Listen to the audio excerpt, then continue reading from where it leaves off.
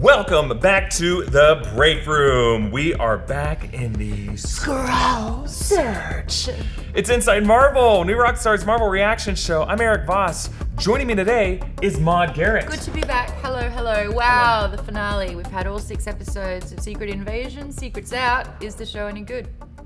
We're gonna find out in this episode. Maude is here with me. Thank you for holding down the fort here in New Rockstars HQ. Hector wanted to be here today. He is traveling today. So, but Hector does have a recommendation of a comic for us. So we're really grateful for that. I love that he's not even here, but he still wants to get his comic recommendations in every single time without fail. Go, Hector. Yes, a true expert, right? He needs the world to know, and he's right. My Easter egg breakdown of the episode is actually going to be coming out later today on the main New Rockstars channel. And there is a distinction there. So in the breakdown, the Easter egg breakdown, that's just gonna be me with like our group of writers who did such a great job with the research of this episode, just trying to appreciate the craftsmanship that went into it.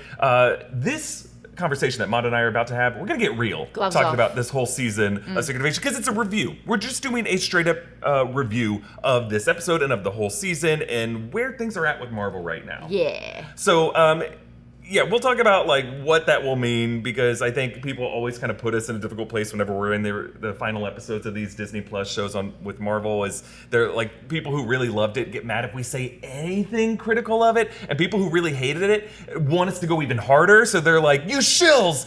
There's no winning really with these. So we're gonna give you our genuine opinion. Yeah, and we ask you for grace. I know that's a very hard thing to come by on the internet, in a YouTube comment section. We're probably asking for too much probably from y'all, but just understand everyone's kind of feeling raw about it. It's a morning after. We're all trying to like figure out what we just watched together. We're processing, we're digesting, we're going through it. Also, programming note, if you missed it, Tommy and John's live reaction really is to this finale. It's up on the Breakroom channel right now. Give it a watch, because really, they're on the front lines of it.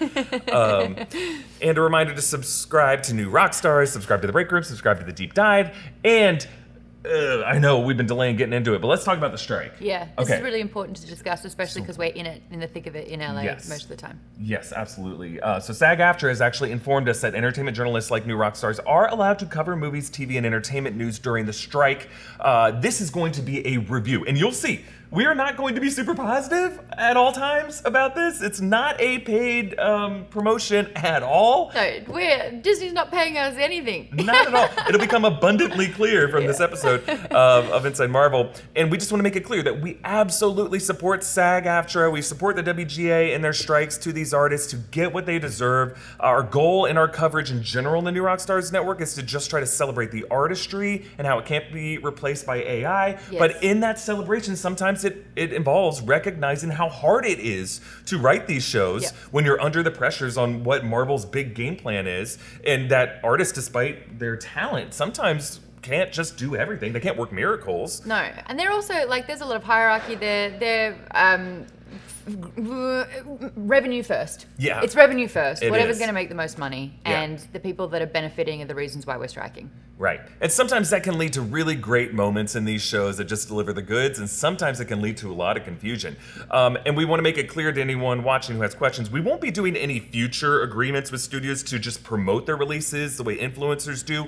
Haunted Mansion is coming out this week, and we did have, before the strike, we did like a press junket thing, so we're like fulfilling that agreement. But beyond that, we're not going to be doing more stuff like that until the strike comes to an end and the artists can reach an agreement that they feel good about, or unless SAG-AFTRA gives us further guidance on how we can cover it. Yes, and I also want to say I'm not a part of SAG, but I do support the fact that SAG and the WGA are striking and what they are striving for, and I'm going to do my part to be able to support and help them too. And I love that Hector's also been really supportive, and he's taken a beautiful stand as well. So it really is a teamwork here in the entertainment industry, but we still have jobs to do too. Yes, absolutely. All right, let's jump into the recap. Okay. Maude and I are going to recap this episode together and just kind of take it beat by beat. Alrighty, so let's kick things off. Priscilla answers a call amongst the wreckage of the house. As we know in the last episode, there was a pew pew pew fight out with Gaia and Priscilla. It's Fury on the phone, and he hints that he might not be coming back. So where is he going? Is he going to meet New Skrullos? Yeah. He's chatting with Gravik, because obviously Gravik's been so angry this entire time. Listen, I'm going to bomb this, and I'm going to blame the Russians, and I'm angry because I want a home and you haven't given it to me. But we're actually understanding what these two really have to talk it out about. You know, this is what it comes down to, because Talos is no longer with Fury. Gravik's kind of on his own now. So this is like the meeting at a head point. Now, you got thoughts on this? Oh, yeah, I was just going to say, to your point, Maude, it's interesting how this Secret Invasion show really became a Fury show, and a Fury and Vara show. Like, that's where we end this episode, and I think if it were repackaged less as a Secret Invasion show and more as a Fury show, I think there would have been less dashed expectations. I agree, because we get the best of Fury when he's talking to Rhodey, when he's talking to Vara, his wife Priscilla, when he's talking to Talos, like when he had those beautiful moments. We've seen some of the best of Fury in terms of who he is and the struggles that he's faced since the blip. But more on that, because sometimes his best moments aren't really him. Now, in the hospital, a recovering President Ritson is being pressured by Scrody to issue a military response to Russia. Not only does he stress that it is Russia, it's Russia, Russia, Russia, giving the Skrulls a safe haven, but Skrulls outside the hospital are making it pretty convincing that Russia is going on the offense by having Russian tanks line up around Finland and Ukraine. A female military admiral stresses that they do need more time to confirm it was the Russians. Hello, this is World War III that's about to break down here. Yeah. And I just think, if this is a president, and he became a president, and someone who's jamming this down his throat going, press the button, launch the nuclear, we have to strike, we have to do war now. Red flags would be flying. Yeah, calling the chairman of the Joint Chiefs stupid. That you don't do that. Did you have a stupid pill for breakfast? That's oh insane. My God! You do not speak to a woman in a position of power like I would have smacked him. Absolutely not. Rhodey, despite being an Avenger, is a colonel in the Air Force talking to a Rear Admiral chairman of the Joint Chiefs. She would beat the shit out of him if he did that. Would have left a green hand mark on his face, because that would have hurt him. Oh, yeah. And also, Mr. President, I took the liberties of writing remarks. There would be a communication director, there would be a speechwriter who'd be like, excuse me, National Security Advisor, that is not your role. It feels like no one watched a single episode of The West Wing. Yeah, you're going to take a beat. Here. And there's so many people making these decisions instead of Scrody having all of this unfounded power. But it is quite interesting seeing, when push comes to shove, how they're handling stress. Yeah. And what I will say is that this is a really weird moment for President Ritson to be kind of like analyzing and taking all this information in, and then who he becomes by the end of this episode. Yeah. Like, there was a big gear shift change in that I don't think was properly explained. Completely agreed. Okay. Some might say a Skrull shift of opinion. I don't think but there was so much character development that happened off screen in scenes we didn't see in this series. And yet we had time to see it. We did. And I think it's on the edit room floor somewhere. So, yeah. We had to make a lot of assumptions, or we were kind of spoon-fed decisions where it's like, no, this is what it is now. And you just kind of like, how did we get there? Yeah. So moving ahead with what happened in this episode, Fury makes his way to Gravik, who we think is Fury. He's, he steps over dead Skrulls, coughing his lungs out. It's really a performance, though. And Gaia giving an Oscar-worthy performance, pretending to be an irradiated human. How would humans... Yeah. I watched Chernobyl. You just bleed out of your eyeball. Yeah, it's not like you're going through a smoke-filled room. You really just your body starts to break down. You cough up more blood. But I liked how she had the scanner, the radiation scanner. She's like, oh, I should be this level of sick. Yeah. Okay, Anyway, but it had to be believable for us, the viewer. Yes, and for a while I was like, okay. I mean, we had our theories going into this episode that there might be two Furies, and that's the way I was looking at it. But I think it worked on Gravik for sure.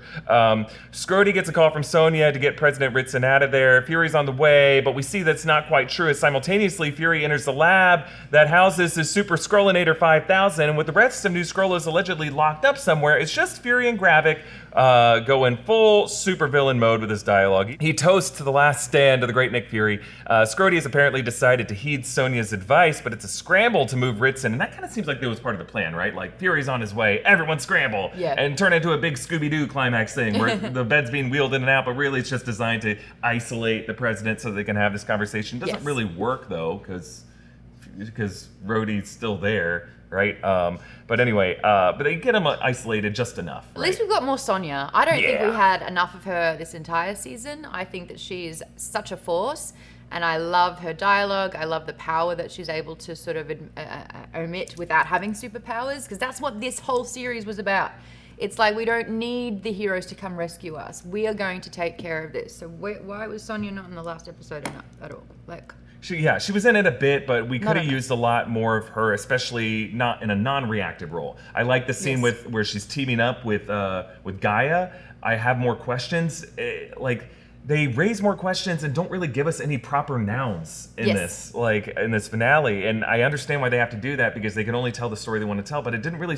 It seemed like they were giving a half measure of MCU world building without really telling us where and what these people are going to be confronting. why? It's always the why. It's like you're saying, so many of these whys are off camera. It's like, Yeah. why is Ritson all of a sudden changing his scope on things? Why is Sonya kind of like not in the know about Rhodey and then in the know, and Yeah. then like what were those conversations happening off stage? What's her goal in all of this? How is she working with Fury and Yeah. the president now? Yeah.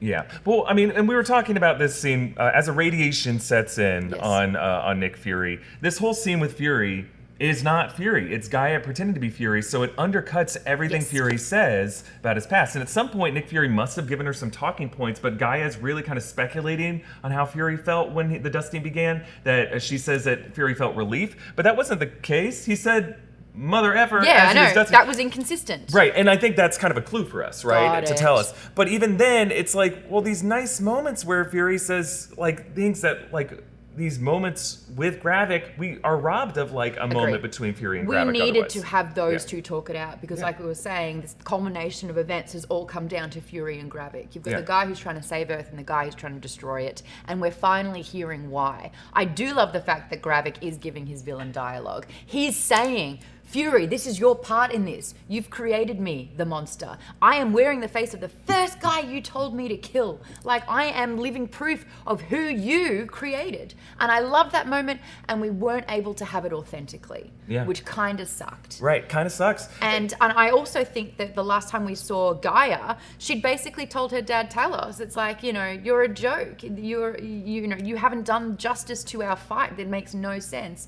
And now she's explaining through Fury what this is all about, and her change, her stance on all of this has done a 180, and now she's going up against the guy. Like, when did that all happen? Yeah, I think- What is her actual stance? And so Yes. not only were we robbed of the Fury part, but we didn't have any basis or grounds for her current stance. Right. And I think that Gaia, we've gotten just tiny blips of her plot throughout this, that this is the most we've ever seen her, and we don't know why she feels the way that she does at the moment. Right. So it's like two ways we were robbed of any gravity in that particular moment. Yeah. And that was a recurring issue. Like, what should have been dialogue was just only enjoyable as monologue in retrospect on this show.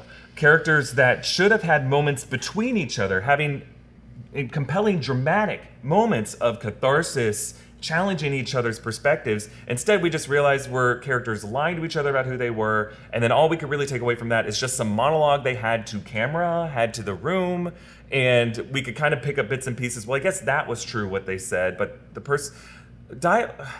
scenes also- in it's television only matter because of who you were talking to. Yes. Not what you're just saying. But And- also, yeah. there's like seeds that have been laid down throughout the entire season. For me, it feels like I've been asking the question of why this entire time, and now I'm finally learning in the final episode. And it's like, well, I wish I'd known that so much sooner, and it had a lot more chance to ebb and flow and grow and to have more meaning. Whereas now it just feels a little bit two-dimensional, where it's like, this is why I'm mad. And it's like, then why did you kill your entire team? And why are you trying to kill the rest of the squad? Like, there's still so many questions. That should have been unveiled in episodes 1, 2, maybe 3 at the latest. Yeah. It's too late to have that conversation, Yeah. I think. Agreed. For me to care, for it to matter.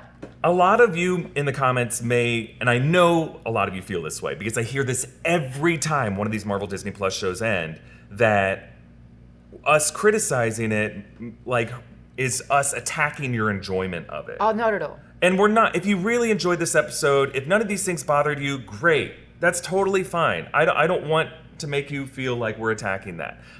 If you really love this, like a big Avenger power set battle between these two characters, we just want you to make room for anyone else who might have not been able to connect with it, because it's important for us as fans of things to also understand when people do not connect to the things that we love, and be able to feel empathy for those people and not box them out and gatekeep and say that, well, because you didn't like it as much as I did, that there's something wrong with you.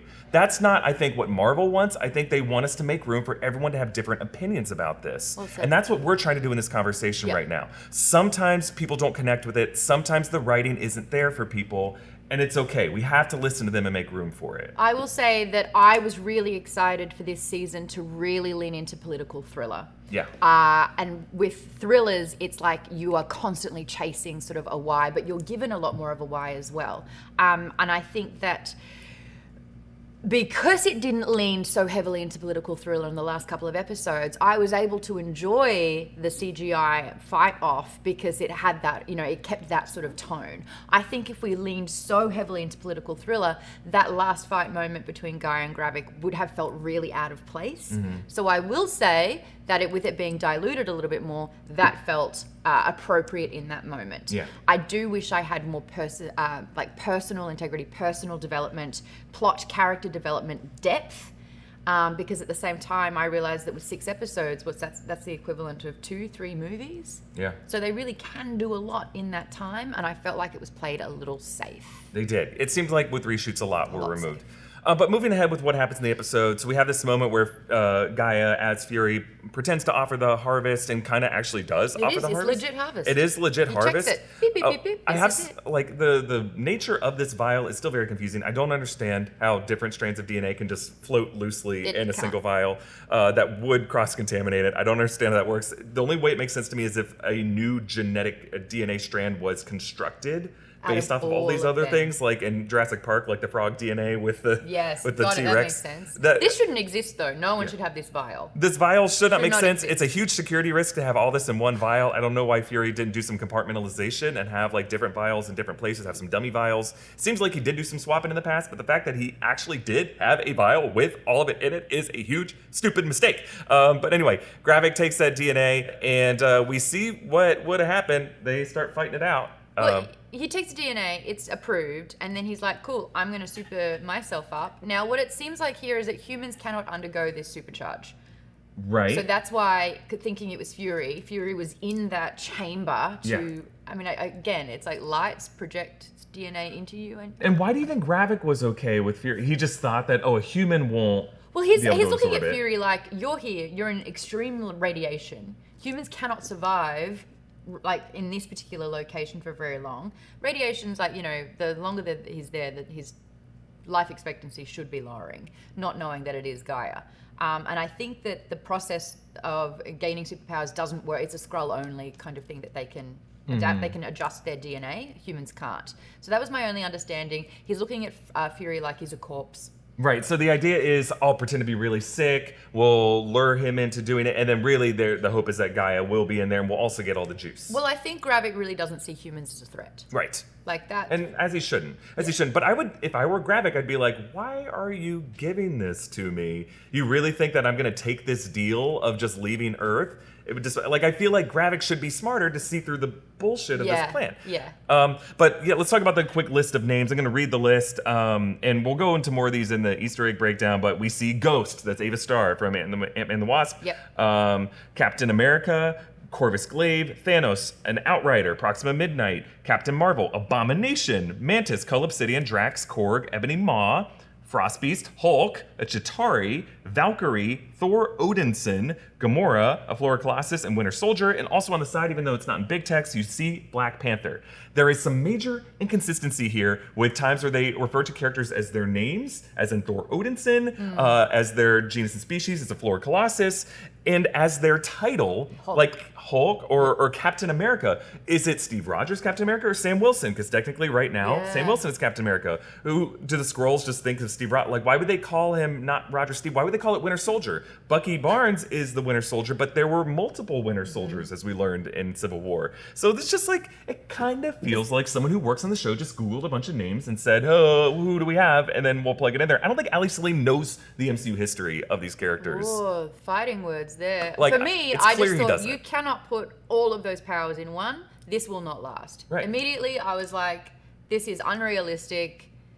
He should melt like in RoboCop. Yeah. Like, oh, It's too come much. It's too on. much. Like, that's too much to put into one person. And I actually think it would be more exciting. It's like if you go for quality over quantity. Yeah. So like if you could cycle between 4. I mean, we've never seen really someone be able to adopt 4 different other people's superpowers. Like that's what's interesting. That for me was overkill, and it really reduced the stakes of it to me because I was like, this cannot continue. Yeah. This will be solved in minutes. It reduced the stakes, but it upped the beef because it Yeah. seems like 9 out of 10 of those, the ratio, were just muscular dudes, Yes. different colors of muscular I'm going to dudes. put my arm in this one, and Hulk's going to be that arm, and then this is going to Yeah. be Frost arm, and I will say there were times where it was really cool. I loved the stuff where it wasn't just beefy dudes. I loved that they worked in Ghost in there Yes. because I like that she could phase shift. Yes. I loved including Mantis in there, Yes. that she puts him to sleep. Really cool alternate power sets. But when it was just like, at one point they cut to Gravik, just he's got a big Hulk leg, including his purple tattered shorts. it feels and like when kicks you're a him. kid and Like, you dismantle your toys, and then you kind of like put different arms and different yeah, legs on a it even looks really silly. Amelia Yeah. Clark's normal sized head, and they put a Dave Bautista Drax Oh my arm on her, and it gosh. looks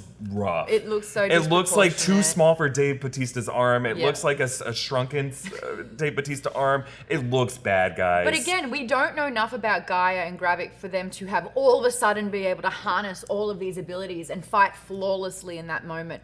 I wish we had a little bit more of like, Gaia's the smart one here, and Gravik's the one who's just not thinking with his head, he's thinking with his fists. Yeah. So it's like, if he only cycled through all of the, you know, the powerful ones, and she used all of the evasive and mentally enduring, you know what I mean? And Yeah. that's why she won. Because there's no other explanation of why Gaia, who hasn't had as much time, or we've never really seen her use her powers except to heal once. Yeah. Like, how did she defeat Gravik? Yeah, Because she wanted to more? I think it's what you said, Maude. I think it's that she is tapping into Mantis and Ghost, two female superheroes, and just has a more subtler power set, and she just has, I think, more empathy than and you know, Mantis is an empath. I think Gaia is just more sensitive to these things and connected to it, and was smarter. She was a better tactician than Gravik was, and Gravik was only thinking with his lizard brain, was only thinking muscularly, and that's why he lost. But when have we seen that version of Gaia up until this point? You're right. You're totally right. And it would have been great to see more of an arc for that. leading I up to would it. have personally liked to have seen episode 5 end on the cliffhanger of Gravik and Gaia getting these powers, because that's when the stakes go into a completely different sphere. Having Gravik unleashed with these powers. How do you contain 1 million Skrulls on Earth? How do you contain one who has a dictatorship kind of headspace, who's got unlimited powers now? Like, he hasn't just got Captain Marvel, who with just those powers alone. You could have just had Captain Marvel. You know what that would have I been enough. mean? That's what I thought this was gonna be. I thought it was gonna be. And so add this sort of like, power-hungry, crazy, world-dominant villain, unleash that on the world. Like, that could have been exciting, I think. But It did instead it look was cool. just, he got it, they fought, it was done. Yeah, I thought it looked pretty fun. I It think was this was this show's version of trying to give fans some exciting to look at fireworks, MCU fan service. But I think what they missed the mark on is it's not their power sets that we like about these characters. It's the actors and what we love about them. And I think this is exactly why they're on strike right now. It's just like you're trying to just take their power sets with VFX and you think that'll be enough. But like, no, it's not Drax's arm that we like. It's Dave Bautista's comedic timing. But like, it's also what Drax stands for. Like, we've Yeah. seen him in so many movies now that we understand his integrity, his heart, the fact that being around his friends as his family is the most important thing. The fact that he wants to be a dad. Like, these are the things that we've discovered about him. We, like, having a fight off without knowing who they are, why they're fighting, what's worth saving. These are really important background informations to start swinging fists. Yeah. I think. You personally. need that context. You need those emotional bedrock for the fights to matter. Yeah. Like that's what the issue is, I think, is like you don't have the personality of the people who are swinging their fists, so they aren't really there in the fight. We still don't know what Guy is fighting for. Because last time we heard from her, she didn't like Talos's point of view with it all. You're absolutely right. So now, how come she swapped sides? What was it about Gravik that she saw in that moment that turned her against him? What was the conversation between her and Fury? I know we had to have it as like a cool reveal. Oh wow, I didn't see that coming. But that payoff was not enough because we just don't know enough about Gaia, her intentions, where she stands, what her goal is. Right. Like, why is she teaming up with Sonya? Why is that important? What can they do that Fury and Talos over the course of this season couldn't? Right. Or the course of 30 years of history couldn't do? Well, the good news is, Maude, now Gaia is by far the most powerful character in the MCU. 10 times more powerful than Captain Marvel because she also has the power of Thanos, Hulk, Ebony Maw. She has sorcery. Sorcery apparently lives in one's DNA. Did you know that? Telekinesis. Like, this is insane. And we have our next Marvel title is one in which Carol Danvers, people who have cosmic radiation, by the logic of that movie, are cosmically entangled with each other, handcuffed. So is Gaia part of that handcuff now by having Carol Danvers' powers? I guarantee you the people who worked on the show didn't think about that, or at least weren't allowed to explore it in their scripts. It's classified. It is such a huge issue now. Like, obviously, the balance of power in the MCU has always been questioned, debated. Now it just seems like bizarrely thrown into chaos. Yeah. And then we don't know if she's even a threat because we don't know who she is. We can guess that she is now aligned with Sonya Fallsworth on an MI13 thing, an Excalibur team. They might just send her up to space and forget about her for a bit as well. Right. That's convenient. Yeah. Or just do what you did with Maria Hill and just fridge her and kill her off because that's what Marvel seems to be doing right now. Would you feel bad, like, if you had a long-standing character and it was put in Secret Invasion to be dealt with? And another question I have is, the television series with Marvel, are they necessary viewing, or are they playing it so safe within a contained story that doesn't really affect anything else? Or are they setting up something and there's no resolution? So I have so many questions. We do. And you know what? We've just been doing the recap section. Normally we plan to have this, and it's my fault. I just couldn't stop myself. So let's do this, Evan. Let's take a little break and thank some people who helped us make this episode, and we'll go back to talking about this episode chronologically, and then going to bring up questions as we go. Because I think the conversation we're having is organic, and I like it, and I don't want to like rock the boat. Where we're going, we don't need structure. That's right. Secret Invasion. Despite Evan just being like, oh yeah, get through this. You're great, Evan. We appreciate this. Okay, but are you tired of your lame local snacks? Sure, it's fun to eat the savories and sweets of your youth, but there's a wide world of tasty treats out there, which is exactly why Treats Snack Box subscription. That's why it exists. With Treats, every month you can get a box of snacks from a different country. There's Italy, there's Brazil, there's the UK, Poland, Indonesia, Malaysia. The world is your oyster, and that oyster is delicious. This month we got a box of snacks from Mexico, and that means everyone else already ate everything in here. I don't blame them though. Oh, we have a little, what is this? A caramel lollipop. I love these. That's so good. Oh, this is wonderful. Oh, this is so good. I'm gonna be eating this for the rest of the episode. But to try treats for yourself, please click the link in the description. And if you do that, if you use the code, The Breakroom, you'll get 15% off your order. This is amazing. Treats. We thank them for sponsoring this episode.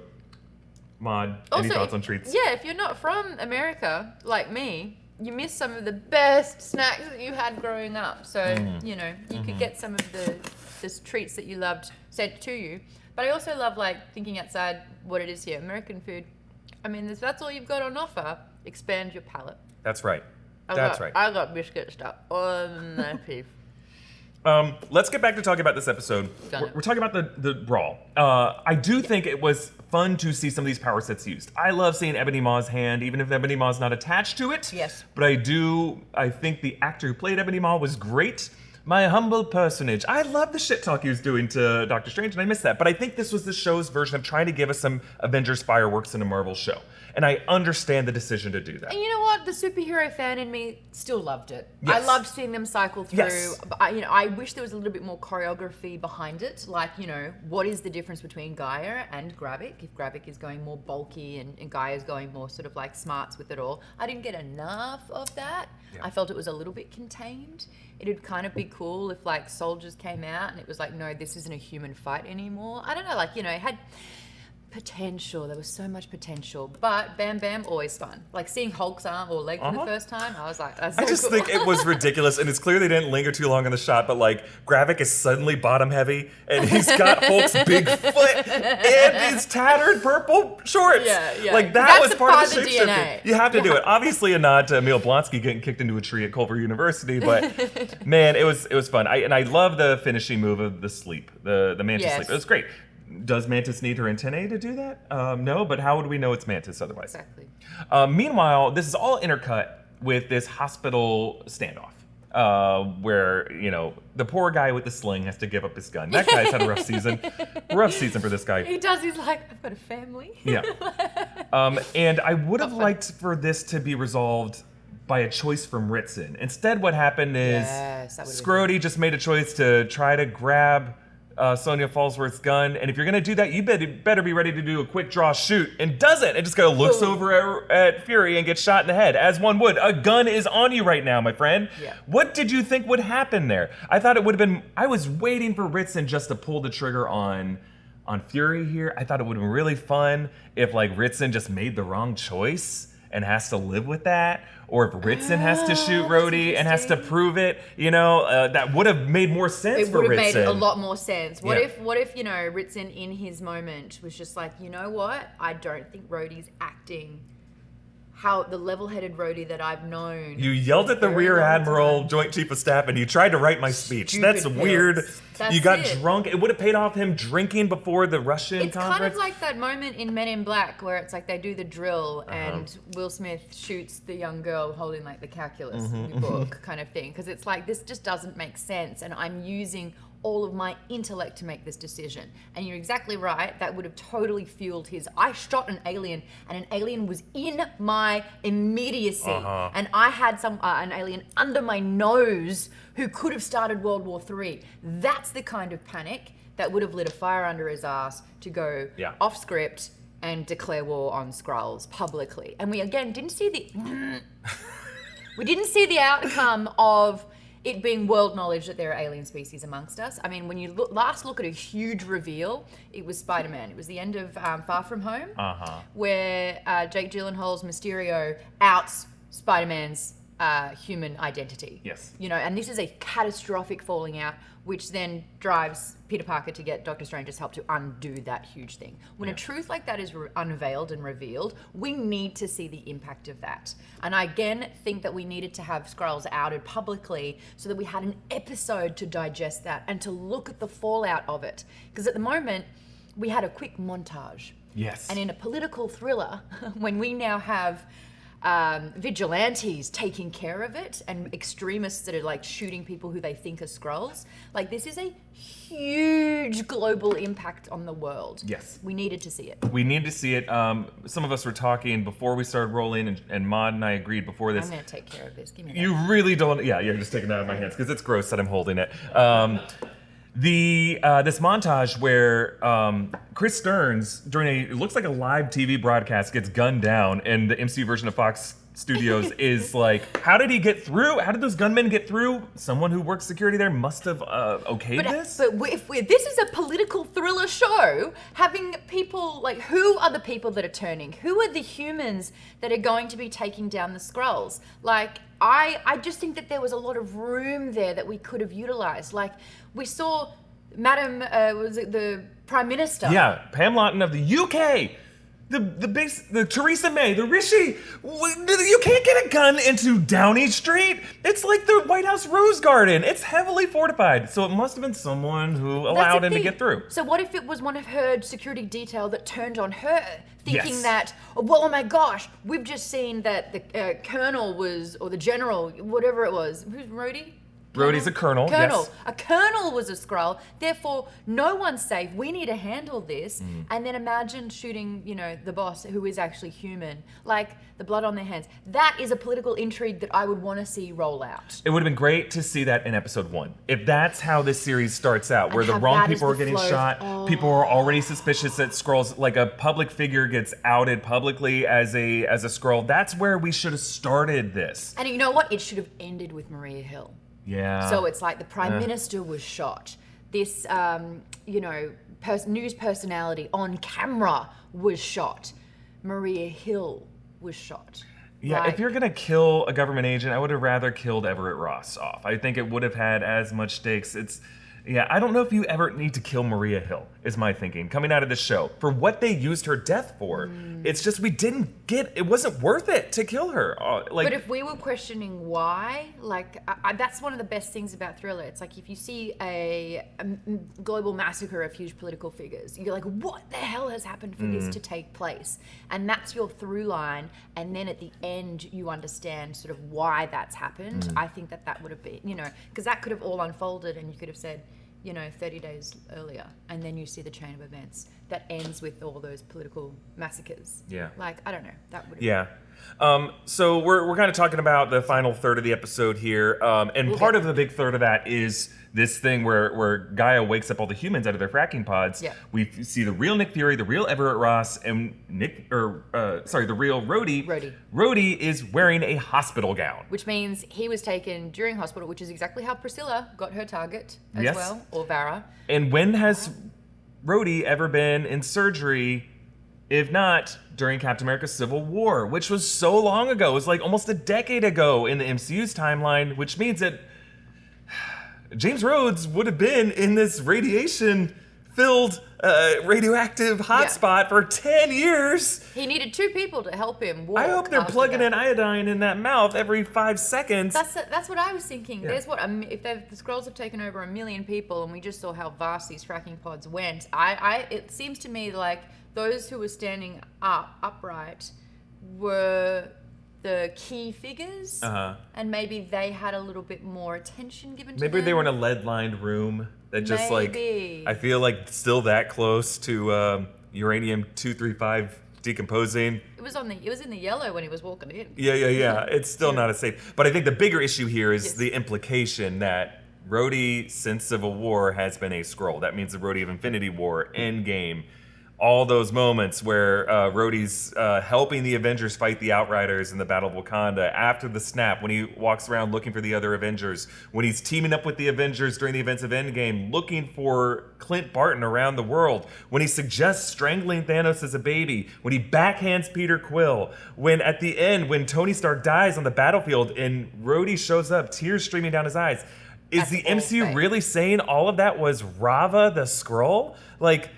And we never really understood who Rava was in the scheme of things either. So it's like there's no weight behind that too. If you're going to imply that was Rava the whole time, I think there was an opportunity here to really make that mean something. If Rava had a real relationship with Tony Stark, if you're going to pay to have Don Cheadle in your show, why not just spend an episode where it's Rava having these conversations, or where at least give a moment where Rhodey wakes up and then Everett Ross asks, "What's the last thing you remember?" He's like, "I remember falling from the sky after the airport battle. Let me talk to Tony." And then Everett Ross is like, "So Tony Stark's dead," and just give Don Cheadle a chance to break down into tears and ask, "What did I miss?"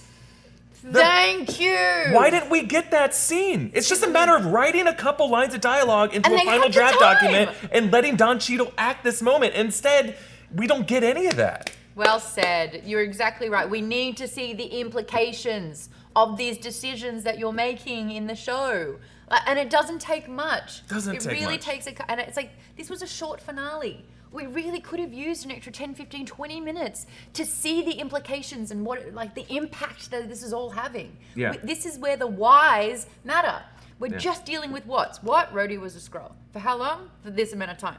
What does that mean? Doesn't matter. Yeah, for anyone who might say, well, maybe they're setting that up for Armor Wars. No, you have a chance right now to tell a great story with the actors on set, contracted to appear in it. Who knows when Armor Wars is going to come out? I'm tired of this thing they're setting it up for the future. No, tell the story right now. Make Secret Invasion This is what Secret Invasion is all about. Yes. Why would they not take the opportunity? He is the Secret Invasion. His body was secretly invaded for a long time. We need this in this show. You can't make that swing without dealing with it. The whole point of establishing that is to show the impact of it. Agree. The fact that they don't is just a waste. Insane. It's bizarre of a choice. And now, who knows? Actors you know are what, on we could strike. have- When are we going to see this conversation? We could have Ever? had the flashback of Rava, who was monitoring Rhodey, how that exchange happened. Like, there was time. There was time. Let's quickly wrap up the other things that are established. President Ritson declares war on all off-world born people, basically the Asgardians as well. They were not born on Earth. Good luck declaring war on Valkyrie and the goats. Yeah. Those things, she's just gonna park them outside of the White House on the lawn, and they're gonna eat all the grass off the Rose Garden lawn and just scream outside of the Lincoln bedroom every night. I do like that you're saying that, though. It's like we need, with the president, A, outing the fact that there are aliens without calling them aliens, but B, the fact that they are not the only sort of like non-humans inhabiting Earth. Like, this is a two-way thing that we needed to see the outfall, like the fallout, of. We needed to see the humans' response and reactions to the fact that there are aliens. I mean, they've kind of seen some of them throughout the way, but like it's been heavily contained. That's why Fury's been so busy for so long. If this is public knowledge, we need to see the fallout of that. And yeah, what does this mean? There needs to be more of a breakdown of how, like, what the next steps look like instead of a tiny montage. This was President Ritson's declaration was one bit of like epilogue that I was okay with just being self-contained as it was, because I feel like that is something that we could see the implications of in Brave New World, in Armor Wars. I wanted us to get psyched up for that by seeing a glimpse of what that means. You're not and wrong. Now the cleanup crew has to come in. I just feel like of all the things that they kind of cut short themselves on, this was one I was willing to stomach. Yeah. But the others, yeah, especially with Gaia and how superpowered she is, and everything with the Marvels, the opportunities to set up this big movie that you have. If you're going to say even Carol Danvers' name in this, you have to understand that this big thing is coming, in which the central plot device is that cosmically powered people are intertwined through Dar-Ben's curse, based off of this trailer that you decided to release before the final episode last week. If you didn't want us to think about the Marvels, why would you release a trailer right before the final episode? It needs to tie in. It needs to, And you guys need to talk a little bit more. Yeah. Going back to the fight, isn't it? No. Yeah. The fights happened. The fights happened. We're just kind of talking about now Sonya, Gaia teaming up. We'll see what that's about. The new Fury Talos. Yeah. Yes. And then there's this. We talked about the Godfather killing of the 5 family heads montage, basically. That we would have loved to seen earlier. And then the episode really ends with Fury and with Vara, and hinting at that the Kree are open to peace talks, which also seems at odds with what we know of Dar-Ben's plans in the upcoming Marvels film. She seems like a Kree militant. She's probably going to disrupt whatever peace talks happen between the Kree. That's also such a nothing thing. Yeah. It's like, well, Earth has declared war on you. Don't worry, the Krees are open to a conversation. You're like, what does that mean? Yeah. What like, Vara's a great diplomat. When? Yeah. Well, here's what I liked about it, though. I do really like Fury and Love, and I think that this show could have been just a really great Fury series that's just more grounded, not so much about the Secret Invasion of it. I don't know if I think for Secret Invasion it's such an important crossover event. You really need to save that for a true Secret Invasion opportunity, and I don't think this really lived up to Brian Michael Bendis' storyline. Can we actually bring up what Hector's recommendation is? Because I feel like people really need to know, especially after this episode, if you feel down about Secret Invasion, read these comics because they're so great. And our buddy Hector Navarro's recommended that you read Secret Invasion Mission Earth. It's a Secret Invasion run that took place last year. It's really great, and it's just continuing the story of the Secret Invasion crossover, and we highly recommend it, and we thank Hector for sharing that with us. Let's just quickly talk. Because we talked about, we know what happens, how the episode ends. We don't need to recap it here. They go off together. They had this nice moment where they come together. There is one thing I do want to talk about with Gaia and Sonya. Sonya's like, by the way, behind this secret little wall, you see how far the... Yeah. Can we talk about that? Yeah. What the hell was that? How does Sonya know? How has Sonya never spoken about this? If when she didn't did even they know find Rhodey it? was a Skrull. Yeah. When did it happen? What are the difference in the fracking pods with the ones that are, were released and they were standing upright, and then the ones that are in this giant room? They're different devices, maybe. What did she mean by, like, the invasion went a lot deeper than you even knew? And Gaia's like, wow, this was under my nose the entire time. That was a big reveal with no concrete sort of explanation. 100% It actually raised more questions. Yes, but not questions that I think were raised in a way of building mystery. No. I think it was just like we had a longer version of the scene And we based off of edited the reshoots. crap We out kind of had to edit it down because the way that scene is edited is incomprehensible. To have the only real dialogue of the scene is Sonya saying, "This is how the enemy got so good." Yeah. Like, what do you mean by that, Sonya? I have a ton of follow-up questions. No one asks her that questions. Gaia just kind of runs out scared. I think the idea is there's just a lot of humans that have been supplanted by Skrulls. The Skrulls have had a much bigger operation than what was just limited to the combatants on New Skrullos. How is Gaia shocked? She's a part of it. She is part of it. I think her idea is maybe she just thought it was limited to New Skrullos, and she didn't realize that there were potentially hundreds, maybe even thousands. We don't know how deep that basement went, but I think the idea is that the Skrulls have just gotten really good at like learning human nature, and there's still a lot of Skrulls out there. But I just Are they don't. rescuing those people? Right. Are they keeping them there? Are they checking their identities off? Are they following up with it all? Are they going to declare war on them? Are they going to try and rescue them? This was the finale. Yeah. We should know what you're talking about. And when will Marvel ever follow up on that? Right? This was the chance to do This it. is the chance to kind of answer some questions or just raise some questions. And the questions that were raised, I don't even think we can agree on what the question of that scene was. Why did you even include that? That's really my question. Is like, if you had to re-edit it, why even include it? I think they had shown it in trailer shots, and then they put a lot of budget by having a lot of glowing bodies on gurneys. And they're like, well, we have to. It's intrigue. We'll just throw it in. But I think if you do have a strong takeaway from this scene, good, great. I'm proud of you. Please share your thoughts with us. But just understand that if you want to put in a cryptic intrigue scene, this isn't how you do it. Right in the last 5 minutes of the last episode. Who know? Like, we don't know how Gaia and Sonya got there from A to B. No. We don't know how Sonya found this. No. I honestly think there was a scene with Vara, because remember Vara at the beginning of the episode had the call and she was wearing her green outerwear. Yeah. She had a go bag, and then she leaves, and the next time we see her in the episode, she's back at home No. cleaning up, and Fury's like, oh, hey. Like, there was more of Where was Vara she in this going? episode. I think she had a scene with Sonya and set it up. Oh. And showed her this well, and had some apparently scene she's explaining. Really important. Yeah, she said, I have my work still left to do here on What Earth. work? I think this might have been Vara's lab or something like that. Wouldn't that be an explanation Yeah. that was needed? Let's just quickly talk about, we've been talking about this series in review already. Yeah. For me, it's still a little early. It's hard to know how to rank this. But I will say I think it's in the tier of the Falcon Winter Soldier. I think it's towards the bottom of the Disney Plus streaming show lists for Marvel. And I think the lows were not as low as the Falcon and the Winter Soldier. There was nothing in the series that really made me outright cringe. No. I still enjoyed the process overall of watching it, but it did feel like a process. I just don't think the highs were as high as the Falcon Winter Soldier either. I was disappointed by its potential. The first and second episode really did set it up to have beautiful dialogue-rich moments, to have very character depth moments, explanation of who Fury is, what happened to him, why he's dealing with sort of like depression, dealing with guilt, dealing with sort of having this entire operation on his shoulders and not being able to see it through. We had that, and then they killed Talos.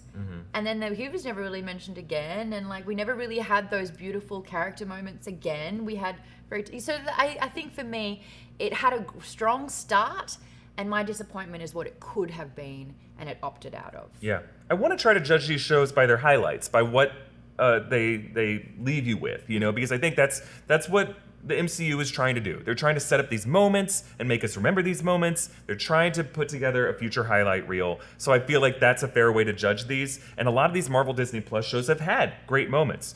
Even shows that you weren't crazy about. I think The Falcon and the Winter Soldier had some great moments. She-Hulk, Ms. Marvel, Moon Knight. I can all point to like several moments throughout those shows where I was like, that was really cool. So why was this necessary viewing, if it was at all? It's hard to make that case. Because I think my favorite moment until we knew that Rhodey was a Skrull was really that episode 2 moment where it would seem like it was Fury and Rhodey talking about their shared experiences of being black men trying to work within the system. I loved that scene, but as soon as you find out that it was actually Rava having that conversation, it just kind of undercuts it. It makes it not as fun because we don't know anything about Rava. We don't care about Rava, and Rava's now dead.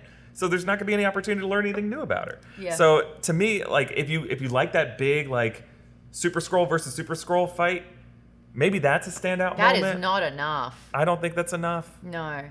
I really wish they leaned into it being more genre-based, being more political thriller, taking a sidestep from all of the superpowers and really looking at sort of containing a global threat, and what brains and sort of alliances with humans, like having such a powerhouse like Olivia Colman as Sonia. Yeah. Like, that would have been so cool to wonder how much she knew, to whose side she was really on. Having Gravik kind of realize that she was someone who was powerful and try to ally with her, and then she's sort of a double agent playing like, there was just so much potential. Yes.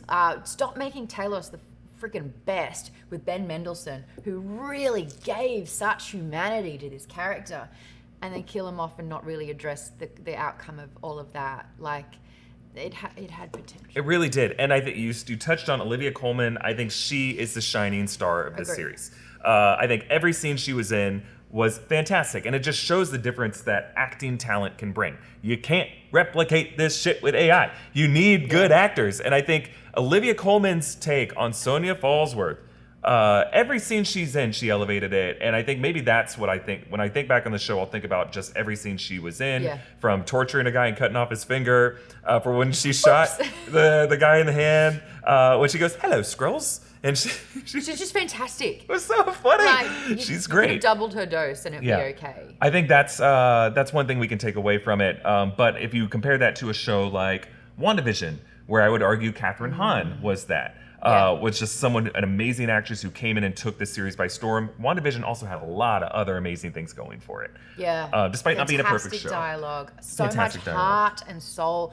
But that's like, WandaVision was all about the why. Like, what would happen if someone who had immense power couldn't handle grief? Yes. Like, implications. Here, we have a huge plot. It's fantastic. It's like, the gravity of this is massive because it impacts the entire world. What does it look like when humans try to do a hero's job? Yeah. Like, that's what it was. And it's, anyway. Can Marvel come back from this? I think they can. Yeah. But I think their Disney Plus shows, they need a hard reset. I honestly think they need a hard reset. I don't think they can keep doing this with Ironheart, with Echo. We already know there are issues because they're dumping them all at once. Like Loki season 2, I'm honestly a little worried about now. If that's especially going to be a big Kang storyline. Like, I think as someone, this probably is not great for our job because we like having like Marvel shows to talk about, but like, they've just had too many in a row where the endings were just too confusing, or they had stretches of episodes. And I say that as someone who really liked the final episode of She-Hulk. I love everything with Kevin the Robot. I thought that was really cool.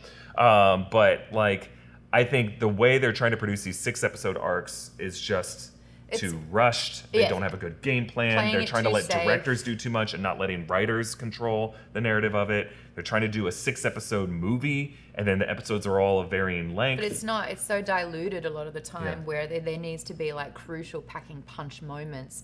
And if you're going to drop something that affects the entire MCU, we need to see what that looks like. Yeah. Instead of it being like, we said it. What does that mean? I think what Marvel has done really well on Disney Plus is Werewolf by Night. I think the Guardians Holiday Special was really fun. If they want to redirect the budget into just doing more like one-off shorts or one-shots or special presentations, I think that's a great way. I mean, I think this could have been a great movie. Yeah. I think Werewolf by Night has been the best Marvel Disney Plus thing that we've had since Ms. Marvel, or maybe even since Loki, right? Because I think Moon Knight had issues. I think Hawkeye had issues. I think Werewolf by Night is right after. It goes like Loki, WandaVision, and then maybe Werewolf by Night in terms of like just stuff that's come out on Disney Plus. I don't think they've really been able to match the light of WandaVision personally. Yeah, I think WandaVision was truly just great. Stunning. But they took risk with their storytelling. Yeah. You know what I mean? Like the first 2 episodes were like, what are we even watching? What is this? They took such risk. And I feel like they really could have leaned into why Fury is the connective tissue of all of the MCU. Right. And who he is as a person.